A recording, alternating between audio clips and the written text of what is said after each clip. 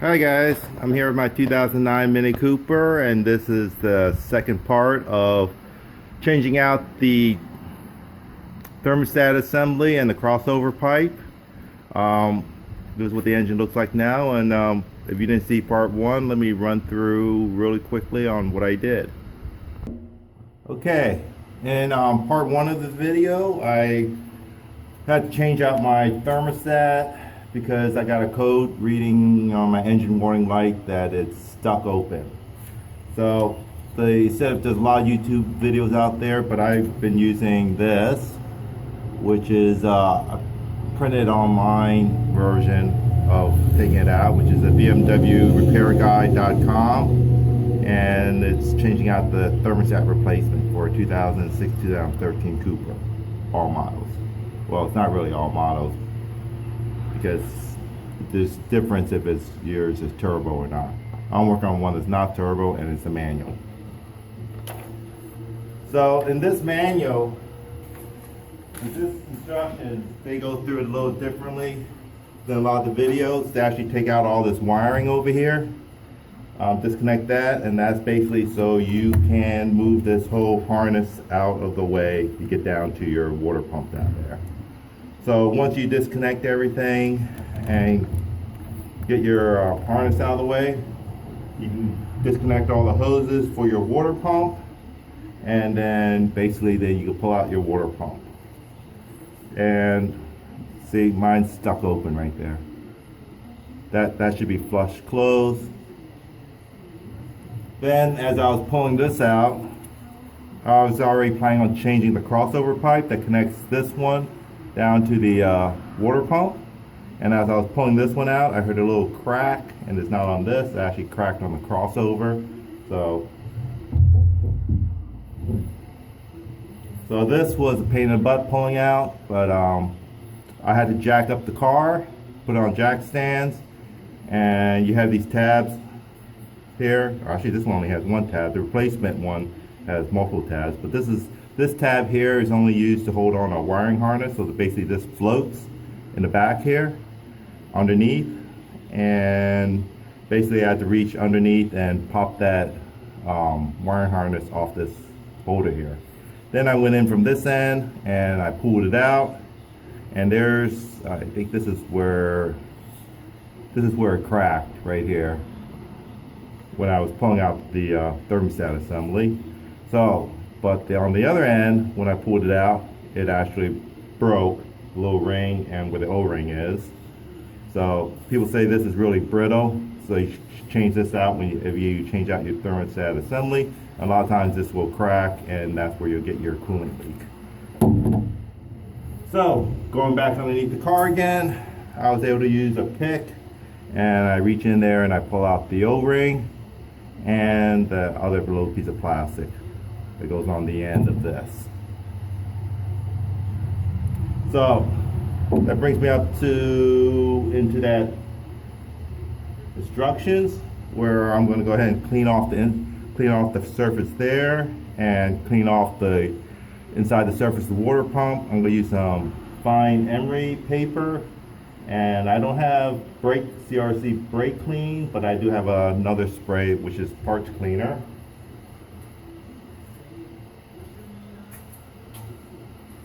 So I'm going to use this because the automotive store is completely out of the other stuff, the brake clean stuff. So I'll use this to clean the surfaces and continue working on it. Okay, I'm done cleaning that. I used that emery paper, fine emery paper, cleaned it off, used some of that parts cleaner, clean that off. Now the one underneath the water pump is back underneath there. I did that from underneath the car. In my first video I mentioned a video from 1A Auto, and I don't know, he sticks his arm in from here and goes all the way in, and I cannot do that, or I can't reach it. I can't figure out how he does that. So there's a couple of views.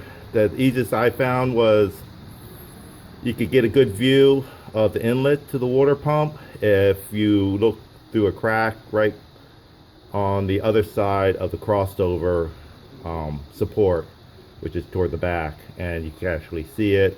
And now it's actually, if you go near the snake your arm along the around the hole where right where the exhaust is, you see the exhaust pipe, you snake it along there.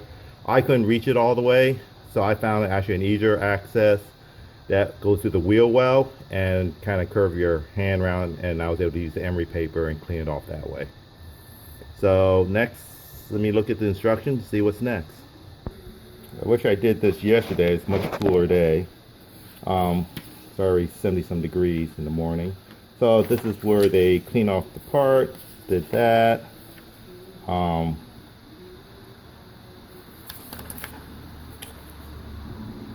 Okay, this says insert a new thermostat on the top, but when you usually buy the assembly, they'll come with a new one, just like this one. Already has it attached.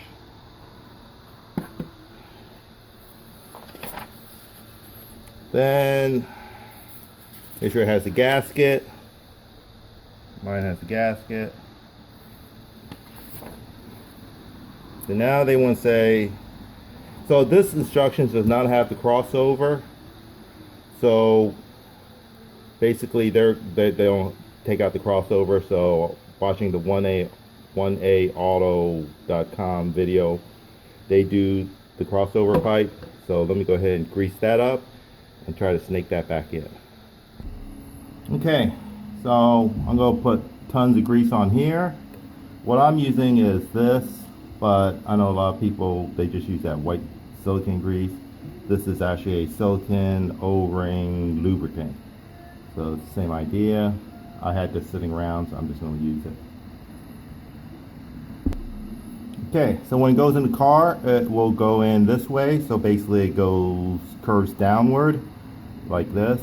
And if you remember on the other one, it didn't have this tab and this tab. The one I took off, it just had this tab because that's the one it sticks to.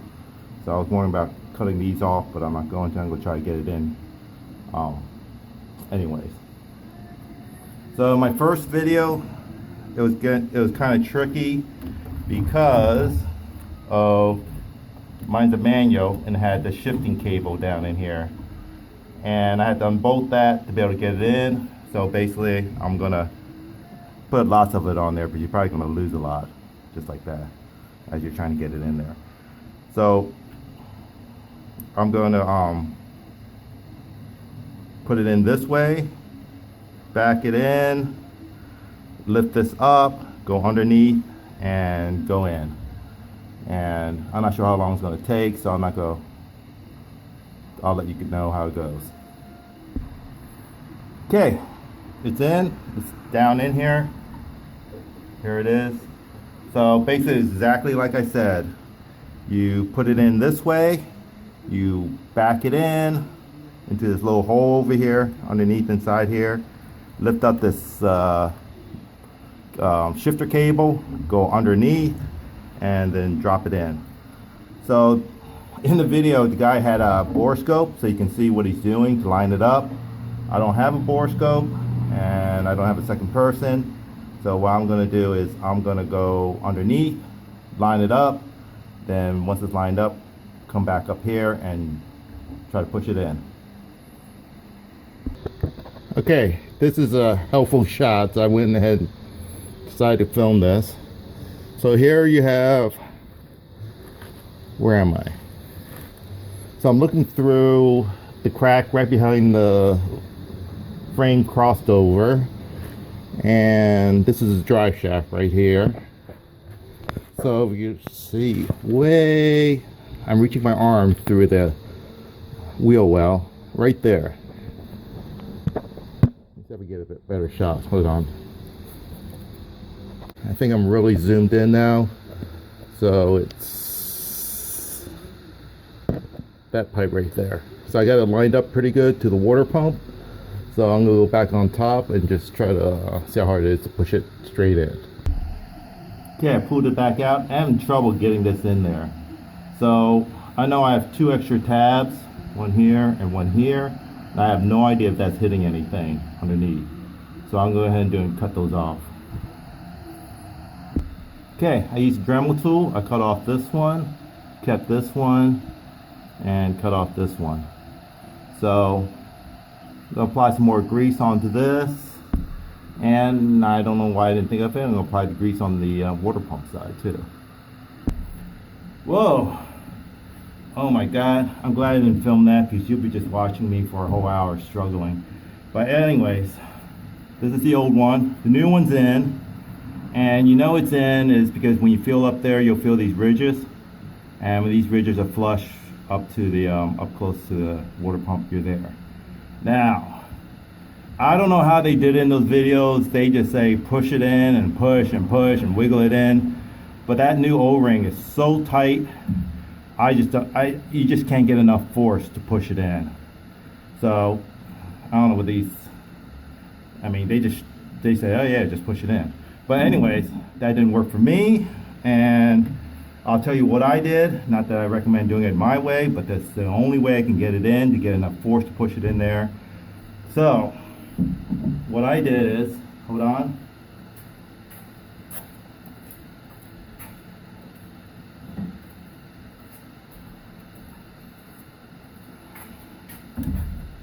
One of the problems is when you try to push on here, I'm afraid I'm going to crack this, and it's kind of spongy. So, you know, unless you push here and here, and it's because of that slit.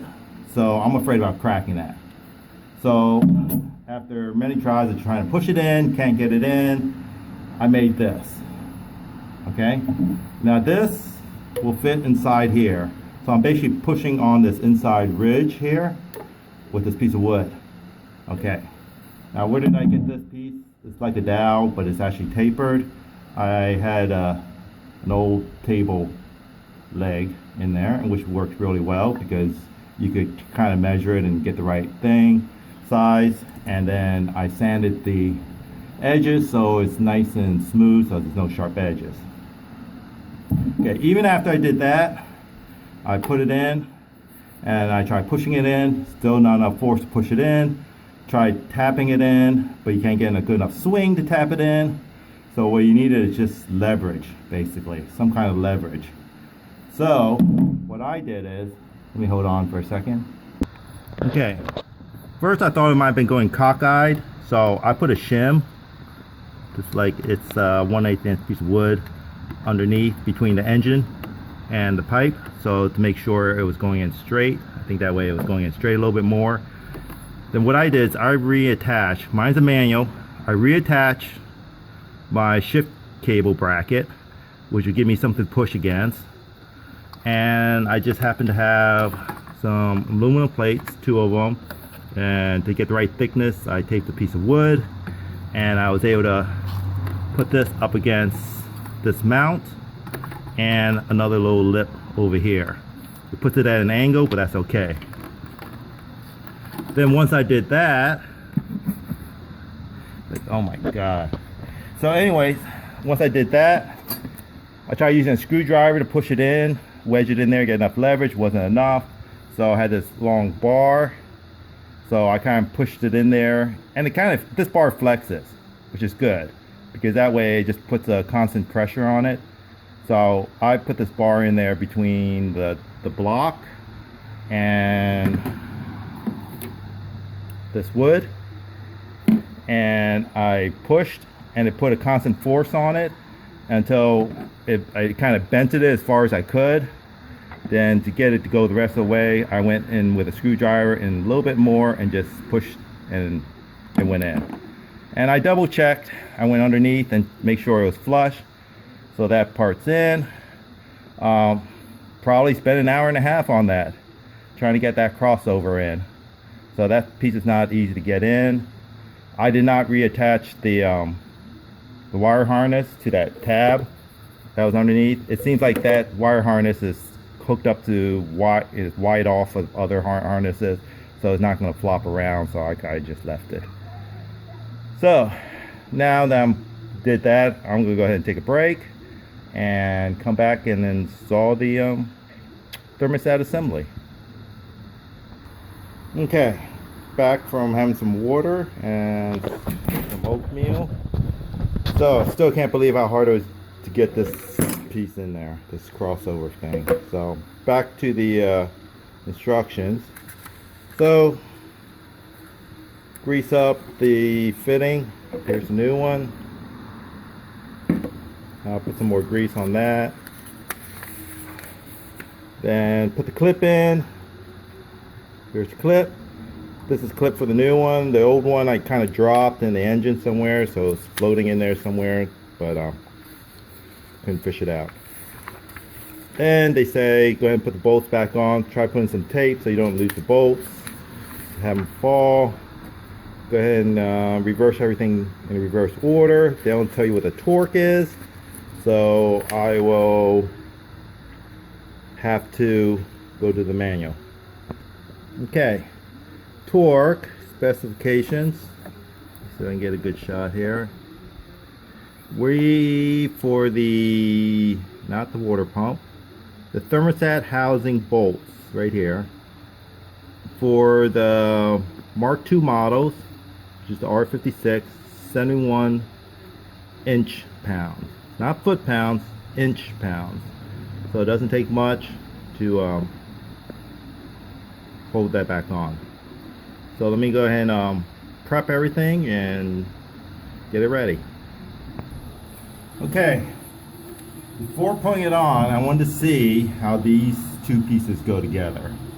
So what's interesting enough, there's a key here on the bottom side of the thermostat assembly, and then there's a cutout key here on this piece, on the crossover. So those two are supposed to fit, line up. Then you're supposed to slide it in so this groove lines up with this groove here. And I can see that's going to be a bitch. So let me grease it up and I'll see if that helps. Okay, here we go. That's what it's supposed to look like.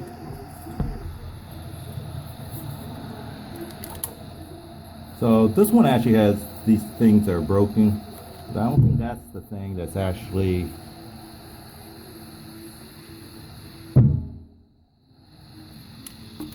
there we go.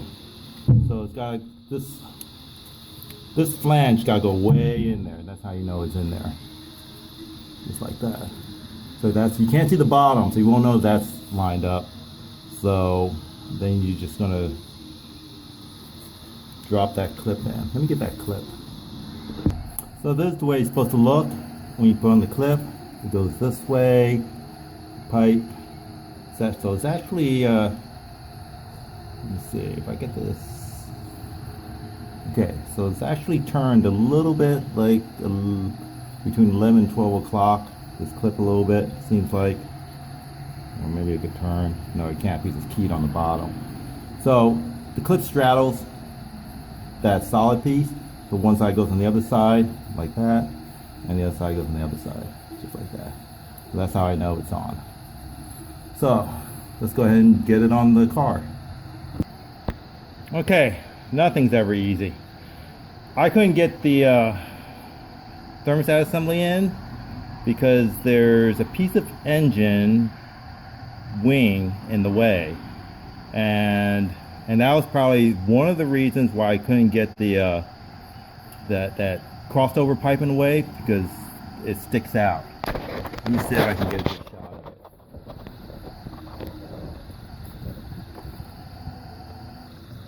There it is. That little bit of engine wing, engine mount sticks out, and it won't slide in because that sticks out, and I was able to get the crossover beyond that, and then now it's sitting behind that, and I can't slide on the thermostat assembly. So I think I've watched enough auto repair shows, different shows, that they're just going to cut that off. So I'm going to go ahead and get my Dremel tool and cut that off too. But I'm going to stuff something in there so I don't get metal fragments in there. Okay, I went ahead and cut off that little wing where it was bumping into it, but I probably didn't need to, because what was happening is this is supposed to go in like this, okay, back toward the water pump, I had a rotation. So I had a rotation like this, because this thing is not a straight pipe. So when you rotate it, this top piece comes to the left.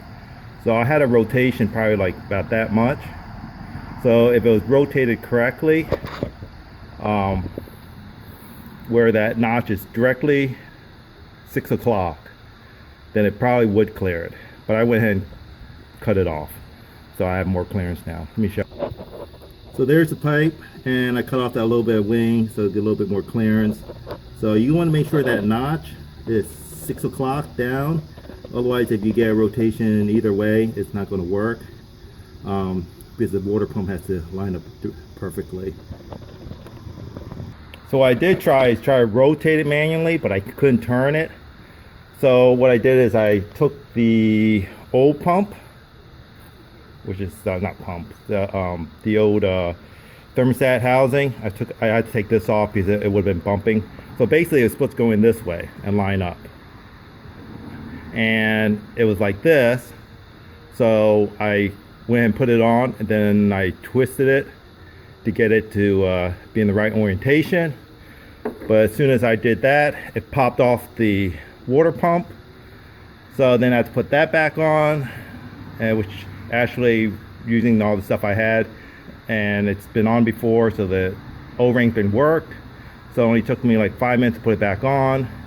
Then I was trying to line it back up again, then it popped off. So now I think it's perfectly lined up, and I did a test run and put the old one on. It fits up, it's snug, so I'm gonna go ahead and put the new one on. Okay, water pumps onto the crossover pipe. Crossover pipe's in, I'll double check it. But I'm gonna put this clip on, I tie a string to it because I can see myself dropping it and trying to fish back out again. So I'm gonna string tied to it in case if I drop it. Then I'll go ahead and fish the string out.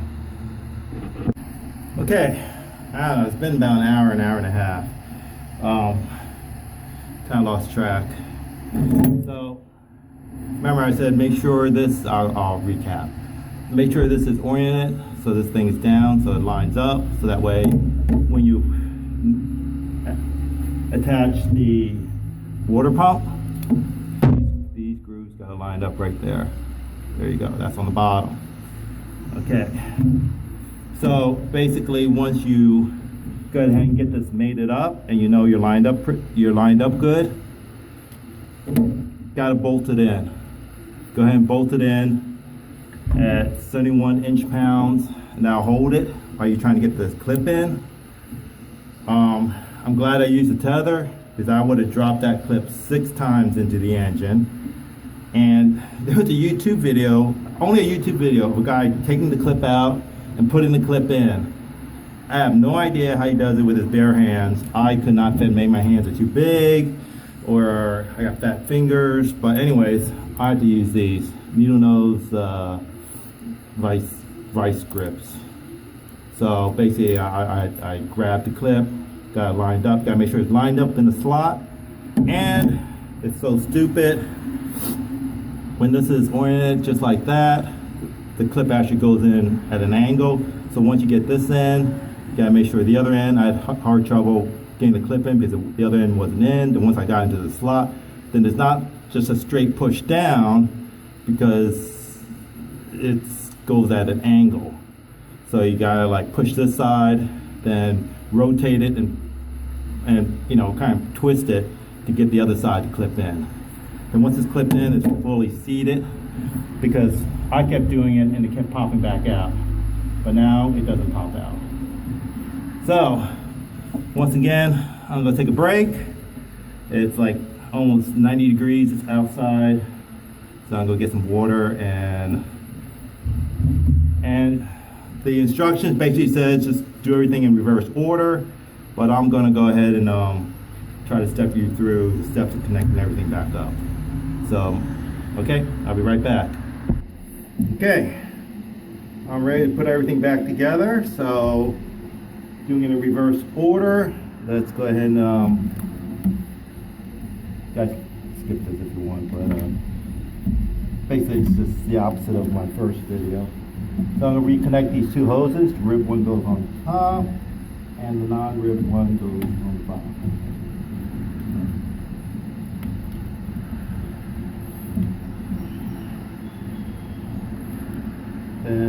connect this bottom hose over here. I gotta put the clips on. I'm just going to get them on. And then I'll go ahead and do these two top ones. So let me go ahead and get the pliers and put those clips on. Okay, these two are on. Rib one on top, non-rib one. Got the bottom one on. I don't know if you notice these clips, these type of clips, you squeeze them, and if you squeeze them too far, they'll actually lock open. So you gotta unlock them if they're not grabbing. So I think the instruction says to the upper hose now. So I got two upper hoses. Got one here, and here's the other one over here.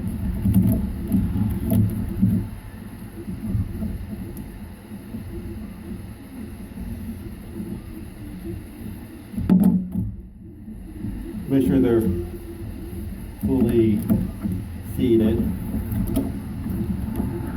when you do it.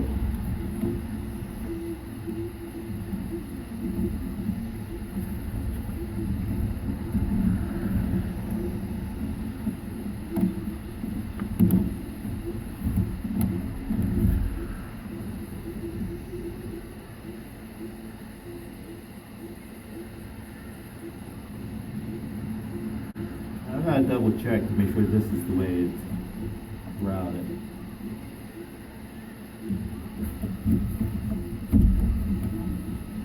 I don't think this one.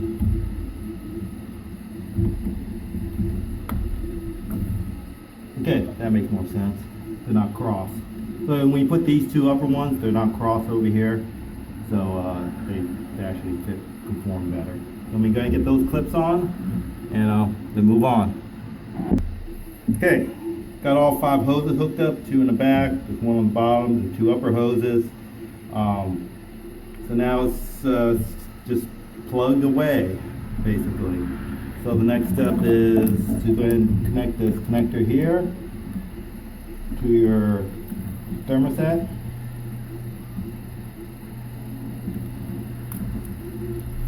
Assembly. I am so glad I put yellow tape so I can find this stuff easier. Okay. I know it's going to be hell trying to connect this temperature sensor up here. So I'm going to go ahead and do that ahead of time. Now I know these two go to the upper ones. And then I have this one which goes here, oil pressure, and then so it must be this one.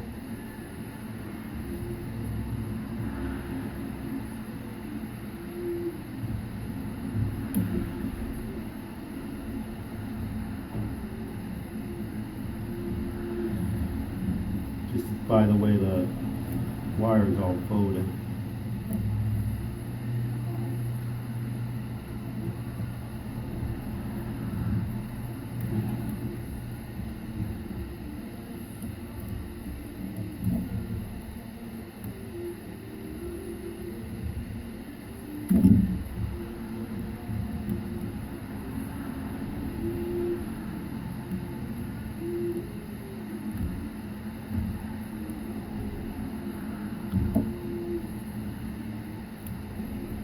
You know what? I'm gonna get some cloth tape to fix some of these. Okay, got that plugged back in because I remember that was one of the ones that was hard to get to before I go ahead and put this harness back. Slides onto this bracket here. So let me go ahead and do that. Okay, so when you get this back onto the bracket, you may have to rotate your clips a little bit so that way the part you squeeze is not facing up. I had to do it on these 2 upper hoses, otherwise it was going to go ahead and hit it. Okay, so now it basically starts clipping it back in place.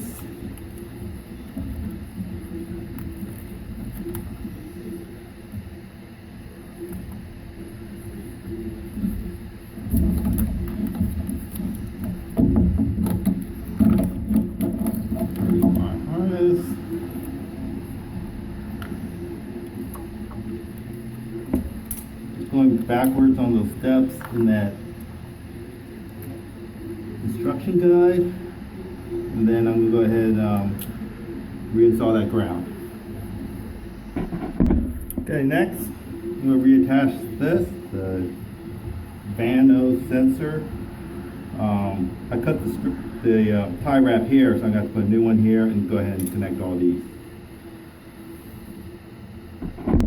Okay, these are pretty straightforward. Just make sure your lever is all the way up, and then as you see it, when you push it in a little bit, you want it grabbing it correctly. Push it down, so like that. Okay, let me check the instructions. Okay, I need to probably put the air filter box back. I took that off. I probably didn't need to take that off.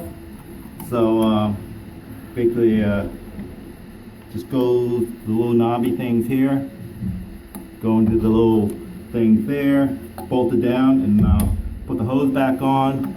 And the hose has a direction arrow on it, airflow. So it's basically got to put in the right direction. Okay, got that back on. That took, for these, it was a 7mm. Don't get the mass flow sensor, but I don't think you probably need to take this off to do that change out. But I didn't have to look from the bottom. I looked from the top. I didn't have to look from the top of the car. I just looked from the bottom.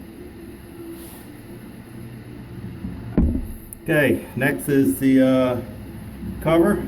So basically it got the little area here where that wire here routes through, so make sure you don't pinch that. Take off your oil filler before you put it on. After you put it on, go ahead and put the oil filler back on. It has little clips up front, so you basically put up front, tilt it back, put your 2 bolts in. So to put the cover back on, use a T. So now put this back on, which is the eccentric position sensor, something like that. And there was no buttons to press, it just clicks on. Okay, then you have this vacuum hose. And that had a little button here, so you have to know that clicks back on. Then you have your cast shaft sensors. Back on there. Then you have your other one.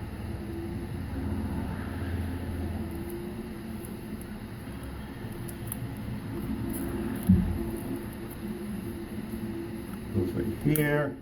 Then I got to connect this one to my oil pressure.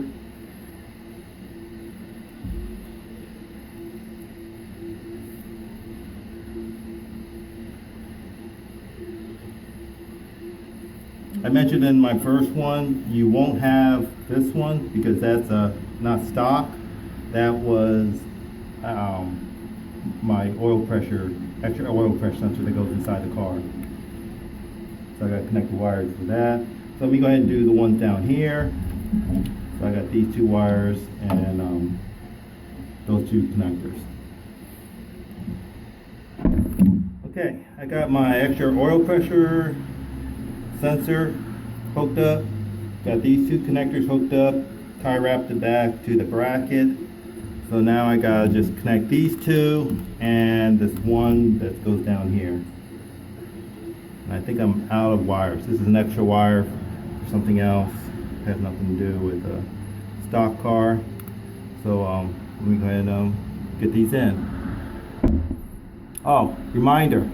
This one I showed on my first video. The way it connects back to the bracket, you turn it 45 degrees counterclockwise from 12 o'clock, and then that way it lines up this rectangle with the bracket. Then once it's in, you turn it to 12 o'clock and it will lock in. Okay, so I got that other connector back on this bracket, turn it 45 degrees so that we can lock it and turn it back to 12 o'clock, lock it back in. I went ahead and drop this back. It was up here holding by a bungee cord, so I dropped it down before putting these back on to make it easier. And these just go in very easily. So basically you put them in, push down, lift up the lever, and you can feel it pull in. So I need to just get the cover for that, and let's see what's next. Okay, don't forget there's a 10 millimeter that holds this cover on. So basically push down past the 4 tabs and you'll feel it click in. So now I just have this connection to do for the air. Okay, I upgraded mine to this.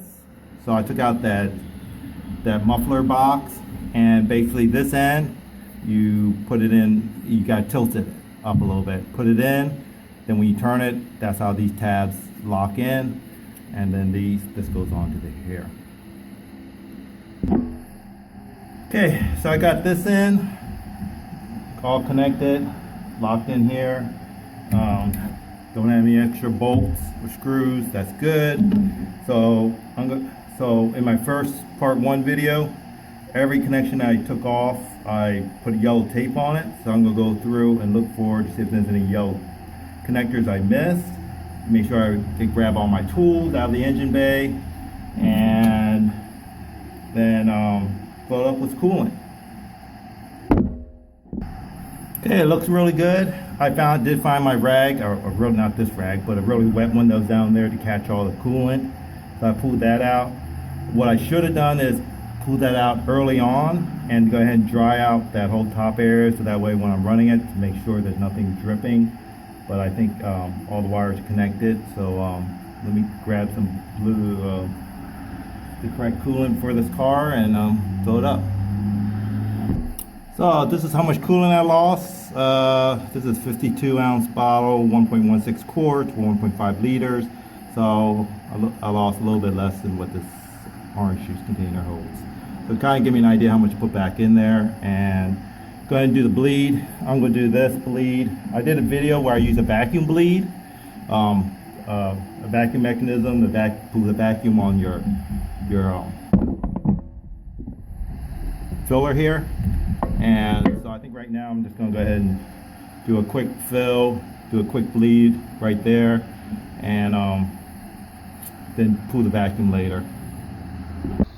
Okay, I'm going to wrap it up. I turned on the car, no engine oil errors, filled up the coolant. I did forget to say that you need to rehook up your negative on your battery, because I disconnected that before starting up the car, otherwise the car's not going to start. So checked underneath the car, there's nothing leaking. Checked in there's nothing leaking, so everything's good. So I'm going to take it off the jack stands and take it out for a drive. So I'm pretty confident that everything is working right and functioning, no engine error lights. So good luck on installing your thermostat assembly and crossover pipe. It was a pain in the butt. Took me 2 days. It does not take 3 hours to do that. Took me 2 days to do it, just because it was a pain in the butt. So I heard that someone wrote in earlier on another one that costs, I think they'll charge about $500 to change out those parts. So that's just for the labor, maybe, I'm not sure. So anyways, you decide to tackle it on your own. Good luck, and thanks for watching.